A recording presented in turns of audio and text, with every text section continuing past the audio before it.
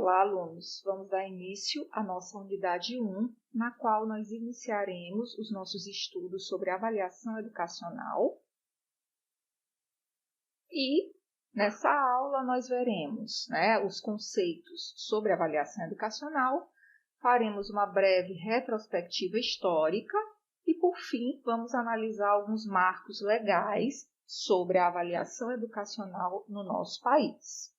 Mas antes da gente entrar no assunto em si, eu acho importante que a gente reflita um pouco sobre algumas ideias que estão relacionadas à avaliação escolar na nossa cultura, né? E eu representei essas ideias na forma dessas palavras que vocês estão vendo aqui nesse slide, né? Então, quando a gente pensa em avaliação escolar, a gente sempre pensa em comparação, né? Comparar o desempenho de um aluno com o desempenho de um outro aluno. A gente pensa também em classificação, pensamos em pressão, né? Pois a nossa cultura, as nossas escolas, elas colocam uma certa pressão nos alunos e nas famílias e também nos professores em relação a essas avaliações. Acaba que as avaliações que são feitas nas escolas são vistas muitas vezes como um instrumento de competitividade e também de punição. E muitas vezes também é visto como um instrumento que comprova ou não o fracasso de uma escola, de um aluno ou mesmo de um grupo de alunos. Mas a perspectiva da avaliação escolar com a qual nós trabalhamos, ela busca uma visão mais complexa, tá? Uma visão que ela não deve se resumir somente a essas palavras que vocês estão vendo aqui nesse slide, né? E muito menos deve se resumir a ideias negativas em relação a essa prática. Para a gente entender isso melhor, é importante que fique claro para vocês que existe uma diferença entre examinar e avaliar. E muitas vezes a gente, quando pensa em avaliação, pensa só no examinar, né? Na questão dos exames mesmo, ou até mesmo das provas. Mas, na verdade, são dois conceitos bastante distintos.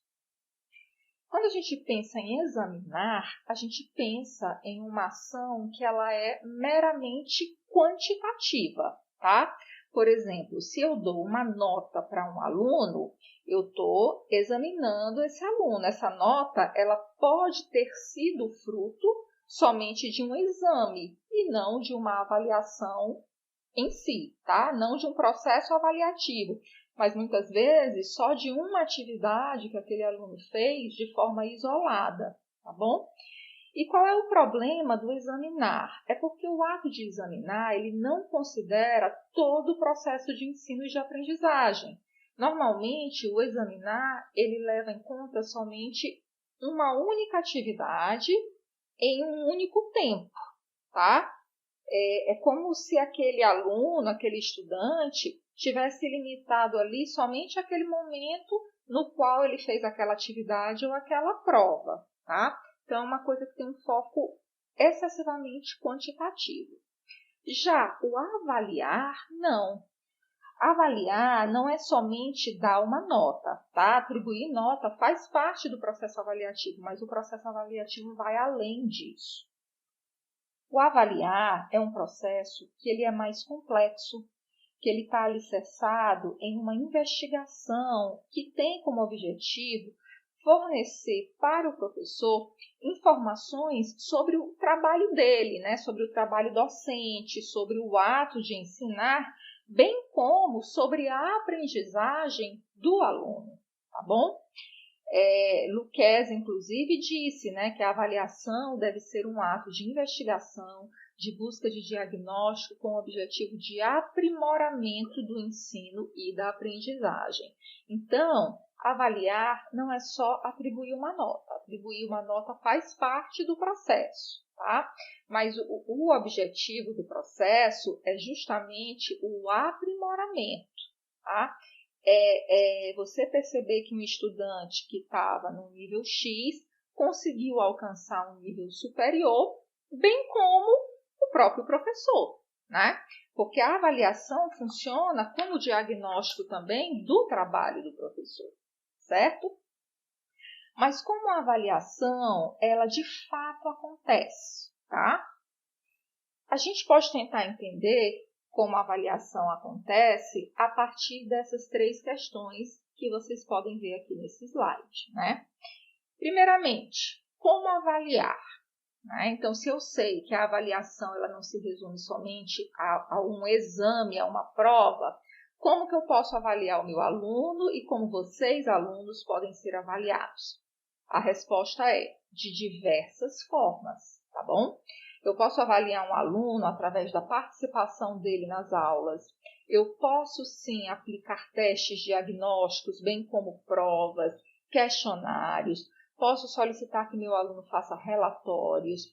Posso solicitar que ele faça atividades práticas, como são feitas, né? Muitas atividades práticas, por exemplo, no curso de Química, que é um curso que vocês têm prática de laboratório, tá? Atividades de campo, como visitas técnicas, podem também servir como instrumento avaliativo, dentre diversas outras atividades, tá bom?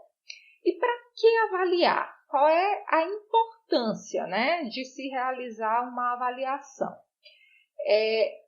A gente pode dizer que a avaliação é importante para testar os conhecimentos e o desempenho do aluno, mas também para testar o desempenho do professor, tá bom?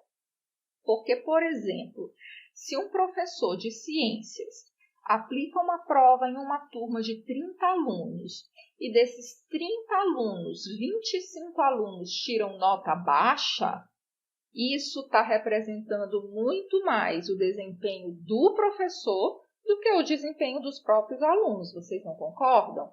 Numa turma em que a maioria dos alunos tirou nota baixa, nós podemos interpretar que o problema não está necessariamente na aprendizagem dos alunos, mas talvez esteja na forma que o professor está ensinando um determinado conteúdo, certo? E o que avaliar, né? Normalmente, o que se avalia são os tópicos principais de um conteúdo que foi trabalhado.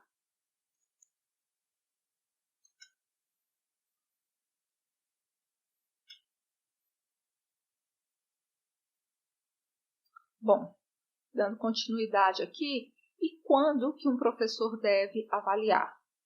O professor ele deve avaliar sempre, né? O professor ele não deve avaliar só no dia que ele marca uma prova, mas durante todas as aulas ele pode estar ali fazendo avaliações de um aluno específico ou de grupos de alunos específicos, né? Sempre que ele for trabalhar um conteúdo novo, ele pode aproveitar também para fazer uma avaliação, né? Ele pode fazer avaliações semanais, mensais, bimestrais, semestrais e etc.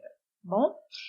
E como que se deve julgar as informações que obtive a partir dos resultados das avaliações, né? Essas informações, esses dados, eles podem ser julgados tanto individual quanto coletivamente, tá? Sendo sempre importante se fazer uma análise dos contextos aonde essas avaliações estão sendo realizadas, tá?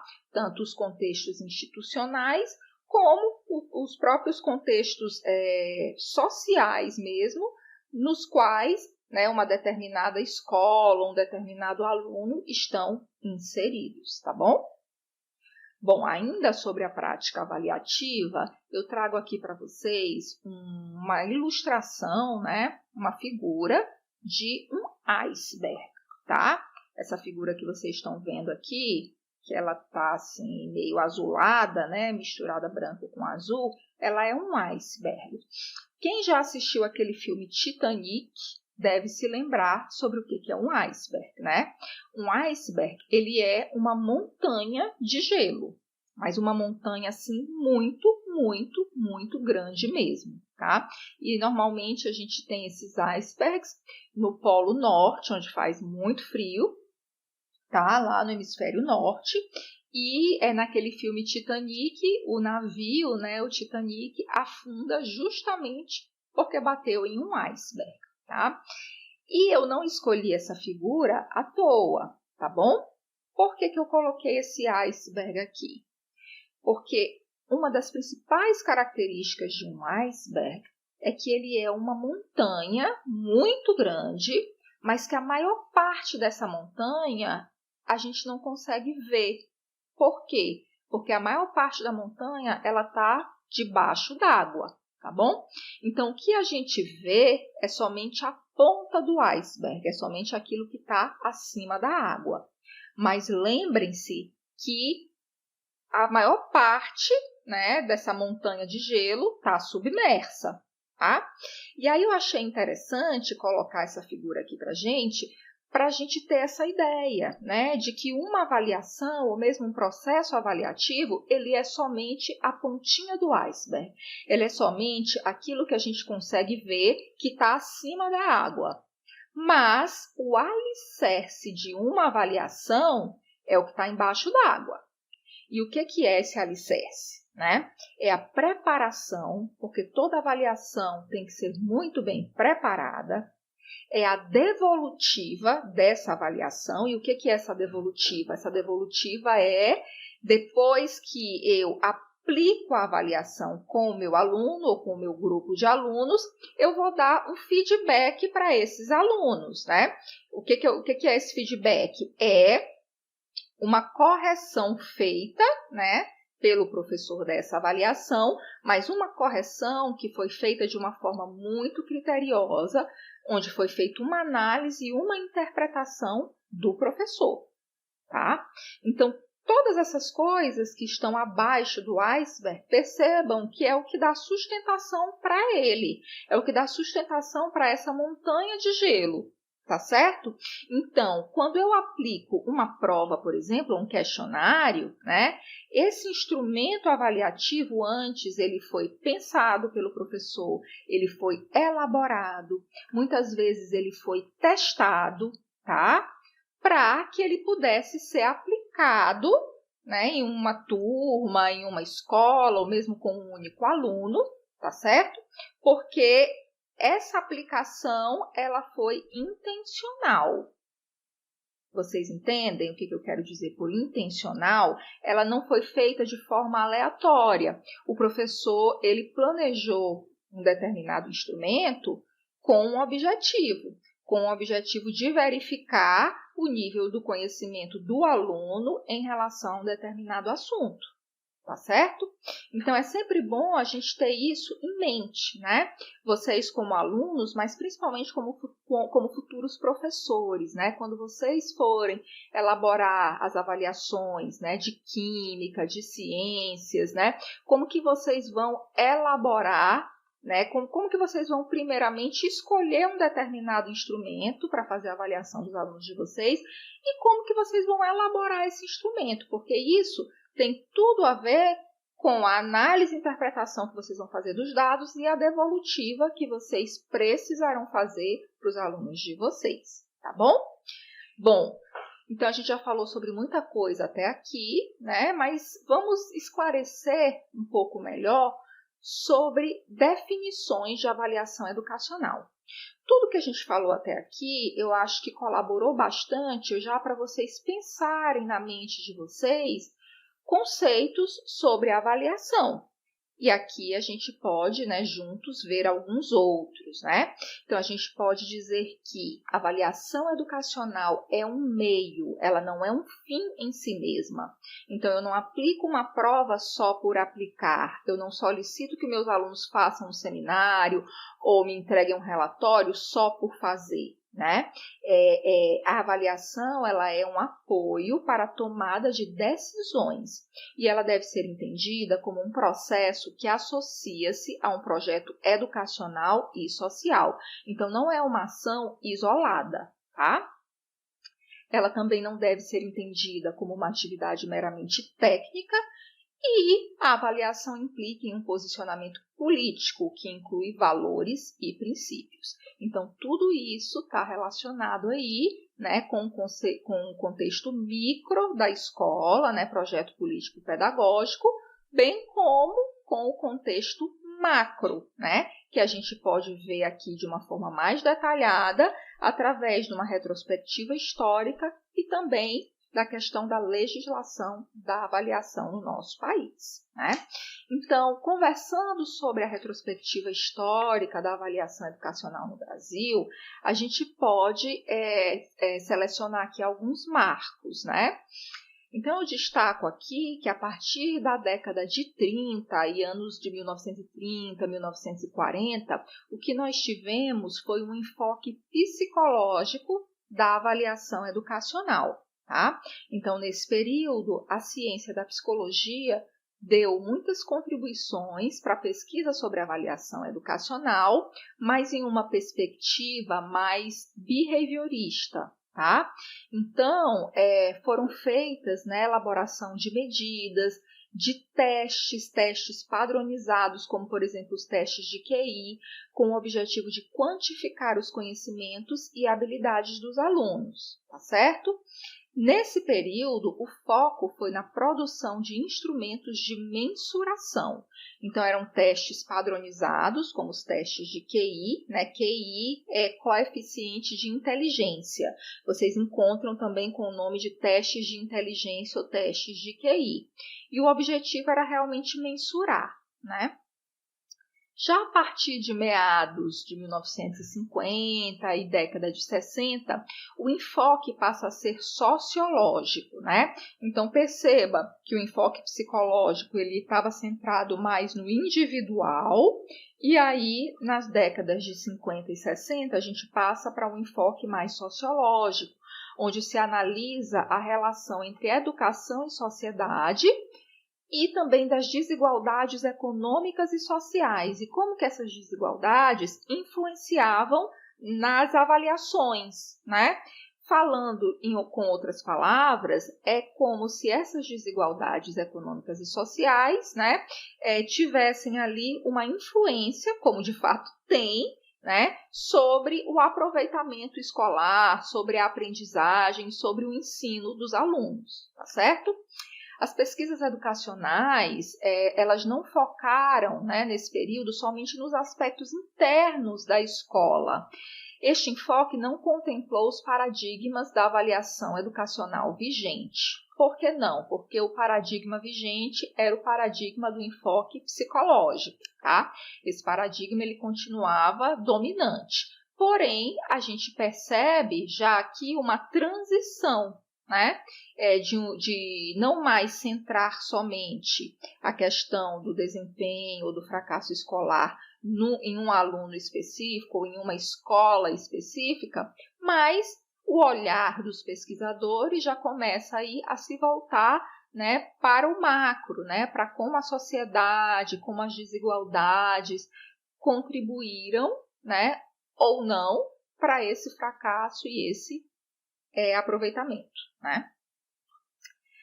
Nos finais da década de 60, já na década de 70, a gente tem os estudos de natureza econômica, né?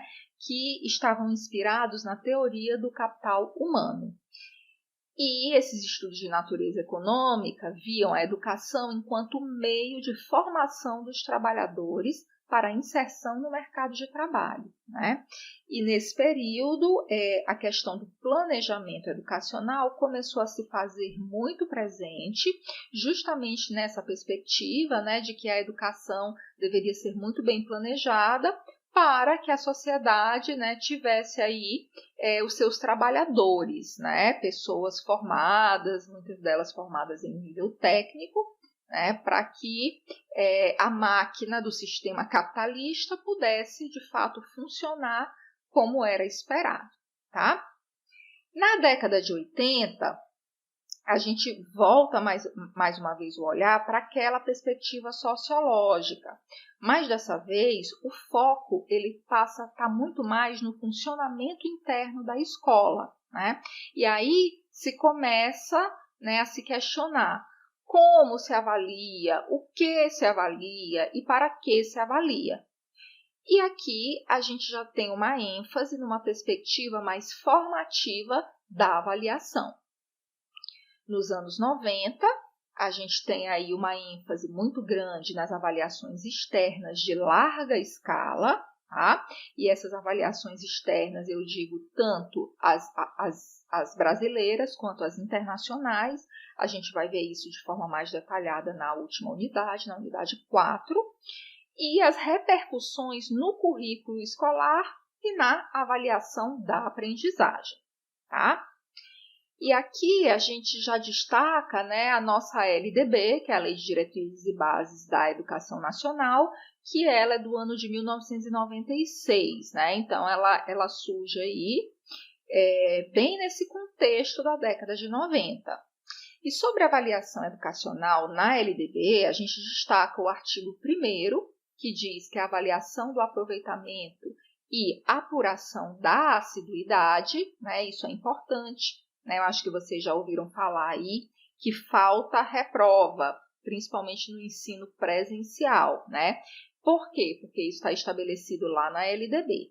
A LDB, no seu artigo 24, inciso 5, destaca os princípios de avaliação do rendimento escolar, né?